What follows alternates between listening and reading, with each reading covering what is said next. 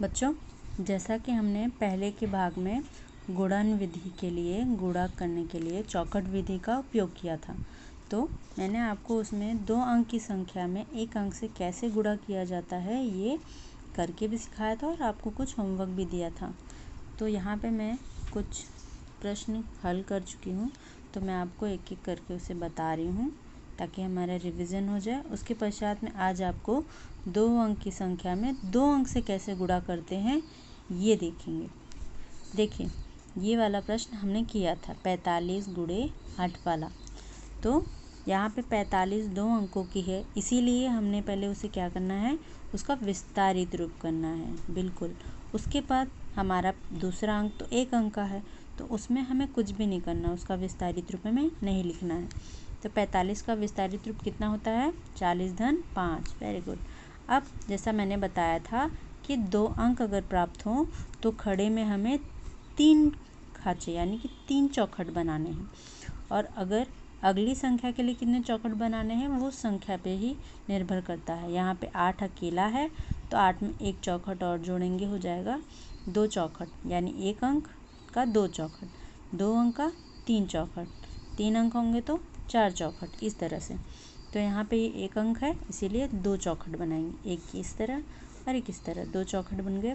पहले खांचे में, पहले बॉक्स में हमेशा हमें क्रॉस का निशान करना है, यानी कि गुणा का ये चिन्ह है, ये याद रखिए क्या है, गुणे का चिन्ह। इसके पश्चात हम अंकों को लिखकर गुणा करना प्रारंभ करेंगे। 40 और 5 को हमने चौखट में लिख लिया। अब 8 को हमने लिखा, अब हम गुणा करना प्रारंभ करेंगे। 8 का गुणा पहले 40 में करेंगे और जो उत्तर आएगा उसके नीचे के बॉक्स में लिखना है। फिर उसी तरीके से 5 में गुणा और उसके नीचे के बॉक्स में उसका उत्तर। 8 का गुणा 0 में किया तो 0 ही मिलेगा, 8 गुणे 0 में 0, 8 चौक 32, ये हमारा गुणा हो गया।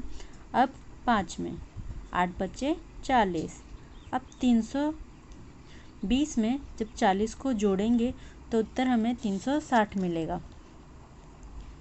320 धन 40, इसे जोड़िए, यहाँ 0 आएगा, 4 और 2 6 हो जाएगा और यहाँ आएगा उत्तर 3, तो 360। इस तरीके से 45 गुणे 8 का उत्तर आ जाएगा 360। इसी तरीके से ये अगला प्रश्न 56 गुणे 5 का गुणा किया गया, उसी तरीके से 56 का विस्तारित रूप, फिर बॉक्स बनाया गया, फिर 5 का गुणा 50 में, फिर 5 का गुणा 6 में। ये जो हमारा उत्तर मिला इसे जोड़ा गया, जोड़ने पे जो उत्तर मिलेगा वो हमारे गुणन फल होगा। उसी तरीके से ये प्रश्न भी किया गया। तो बच्चों, ये आप दोनों प्रश्न मिलाएंगे और देखेंगे आपका सही है या नहीं। अब आज हम देखेंगे 2 अंक की संख्या में 2 अंक से कैसे गुणा होता है। विधि वही रहेगी बच्चों, बस एक जो भाग है वो हमारा बढ़ जाएगा। अब यहाँ पे हम पहले अंक का विस्तारित रूप करते थे क्योंकि 2 अंक है, तो यहाँ पे 2 अंक दिया है। 65 का 2 अंक है, 2 अंकों की संख्या है ये, तो इसका विस्तारित रूप होगा 60 धन 5। अब उसी तरीके से हम दूसरे अंक का भी विस्तारित रूप लिख देंगे, इसमें कुछ खास बदलाव नहीं करना, सब कुछ वही है, बस अंक बढ़ जाएंगे। अब 12 का विस्तारित रूप होगा 10 धन 2, तो इस तरह से हमें हमारे अंकों का विस्तारित रूप प्राप्त हो गया। अब चौखट, क्योंकि यहाँ पे 2-2 अंक है तो 3 चौखट खड़े भी बनेगा और 3 चौखट आड़े भी बनेगा। इस तरीके से 3 देखिए, 1 2 3, 1 2 3, इस तरह से हमने बॉक्स बना लिया संख्याओं के हिसाब से। अब हम पहले गुणे का चिन्ह लगाएंगे पहले बॉक्स में हमेशा की तरह, फिर अंकों को लिखना शुरू करेंगे। पहले हम पहले संख्या को लिखते हैं 60 और 5। अब हमें गुणा उसमें 12 से करना है, तो 12 का विस्तारित रूप कितना है, 10 2, ठीक है। इस तरह से हमने लिख लिया। अब हम पहले 10 का गुणा इसमें करेंगे, फिर 10 का गुणा 5 में करेंगे। 10 का गुणा 60 में करना है और जो उत्तर मिलेगा उसके नीचे के बॉक्स में। 0 वाले अंकों को गुणा करने के लिए हमें 0 से 0 में गुणा करने के बजाय हम चाहें तो इन दोनों को प्लस करके लिख सकते हैं।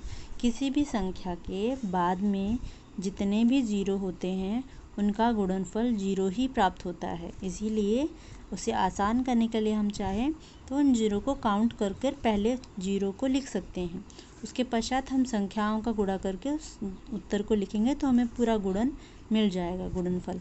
तो यहाँ पे 1 के बाद 0 है, 1 0 है, और 6 के बाद 1 0 है, तो टोटल कितने 0 हो गए? 2 0। तो हम यहाँ 2 0 लिख देंगे। अब हमारा 0 जो है वो लिख दिया गया है, बचा यहाँ पे 1, और यहाँ पे कितना बचा? 6। तो 1 का गुणा जब 6 में करेंगे तो कितना आएगा बच्चों? 1 6 6 ही आता है, तो हो गया 6, हमारा उत्तर हो गया। अब 5 का गुणा 10 का गुणा 5 में, 10 5 50, तो यहाँ हो जाएगा 50। अब इसी तरीके से हम 2 का गुणा 60 में करेंगे और फिर 2 का गुणा 5 में करेंगे। 2 का 0 में गुणा होगा तो 0 ही आएगा, 2 0 में 0, 2 6 12, तो ये हो गया हमारा उत्तर 120।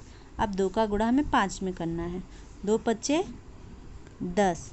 अब ये जो 4 चौखट में हमने गुणन निकाला, यही हमारा गुणनफल है। इसे जोड़ने के पश्चात जो उत्तर प्राप्त होगा वही हमारा गुणनफल होगा।